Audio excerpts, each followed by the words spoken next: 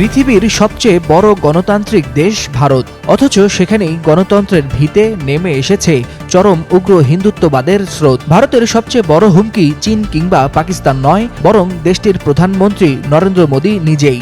এমনটাই বলছেন আন্তর্জাতিক বিশ্লেষকরা।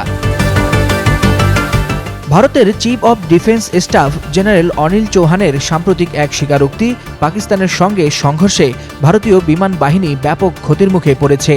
অথচ সেই ক্ষয়ক্ষতি 3 সপ্তাহ ধরে আড়ালেই রেখেছিল মোদী প্রশাসন। বিশ্লেষকদের মতে এই ঘটনা প্রমাণ করে ভারত আজ চালিত হচ্ছে প্রচারণা নির্ভর রাজনীতির এক মিথ্যা চিত্রনাট্যে। সোমবার পাকিস্তানের জিও নিউজের প্রতিবেদনে দেশটির শীর্ষ পর্যায়ের সাংবাদিক হামিদ মীর স্পষ্ট করে বলেন, মোদী কেবল একজন ব্যক্তি নন, তিনি বিজেপি ও আরএসএস এর সামগ্রিক মানসিকতার প্রতিচ্ছবি। 2025 সালের মে মাসে ভারতের সেনাপ্রধান জেনারেল উপেন্দ্র সাক্ষাৎ করে এক ধর্মীয় উগ্র নেতার সঙ্গে। ফলে বাহিনীর নিরপেক্ষতা নিয়েই এখন প্রশ্ন উঠেছে। বাবরি মসজিদের ধ্বংস, সংখ্যালঘুদের উপর সহিংসতা, সব মিলিয়ে এক গেরুয়া বিপ্লবের পদধ্বনি শোনা যাচ্ছে ভারতের রাজনীতিতে, যার লক্ষ্য অখণ্ড ভারত।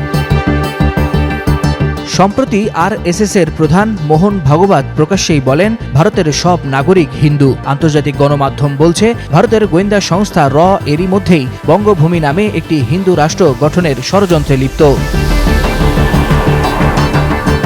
আন্তর্জাতিক বিশ্লেষকরা বলছেন, ভারতের অভ্যন্তরীণ উগ্রতা যদি এমন গতিতে বাড়তেই থাকে, তবে শুধু ভারতের গণতন্ত্রই নয়, দক্ষিণ এশিয়ার সামগ্রিক স্থিতিশীলতাও পড়তে পারে হুমকিতে। ওয়ালিউল হাসানাত, যুগান্তর নিউজ।